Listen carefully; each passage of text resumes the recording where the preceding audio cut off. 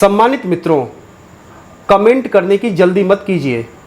पहले आप ये वीडियो देख लीजिए, फिर फैसला आप कीजिएगा। आपको प्रश्न पूछना है तो यह पूछिए कि इस ऑपरेशन में क्या हमारे जाबाज सैनिकों को कोई क्षति हुई है, तो उसका उत्तर है नहीं। अध्यक्ष महोदय, लक्ष्य जब बड़े हो तो अपेक्षाकृत छोटे मुद्दों पर हमारा ध्यान नहीं जाना चाहिए। लक्ष्य बड़े हों तो छोटे मुद्दों पर, अपेक्षाकृत जो छोटे मुद्दे होते हैं कंपैरेटिवली, उन पर ध्यान नहीं जाना चाहिए। सुना आपने, राजनीति अपनी जगह है, लेकिन जब बात शहीदों की हो तो सवाल पूछना भी देशभक्ति का हिस्सा है। बड़े बड़े मंचों से कहा गया कोई क्षति नहीं हुई है, संसद में भी कहा गया सब ठीक है, लेकिन आज उन्हीं सैनिकों के नाम सामने आ रहे हैं जिन्होंने देश के लिए अपने प्राण न्यौछावर कर दिए। सवाल किसी सरकार का नहीं है, सवाल उस तिरंगे का है जिसमें लिपटकर वीर जवान घर लौटता है। एक अजीब बात देखिए, जीत का श्रेय लेने में एक पल नहीं लगता, लेकिन वीर जवानों के बलिदान को स्वीकार करने में 1 साल लग जाता है। चुनावी मंचों पर राष्ट्रवाद की गंगा खूब बहती है, लेकिन शहीदों की चर्चा आते ही शब्द बदल जाते हैं।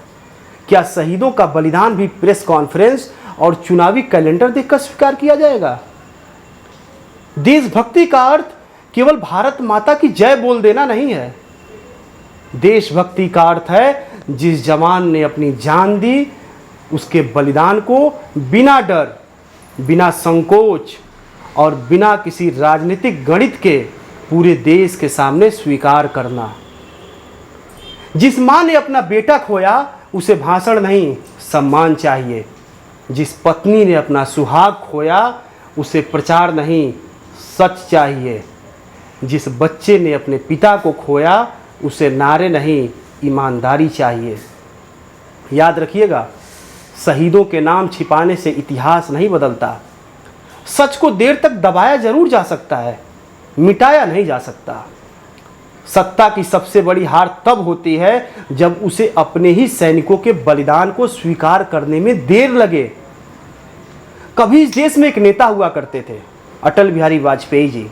वे कहा करते थे कि सरकारें आएंगी जाएंगी, पार्टियां बनेंगी बिगड़ेंगी, लेकिन यह देश रहना चाहिए, यह लोकतंत्र अमर रहना चाहिए।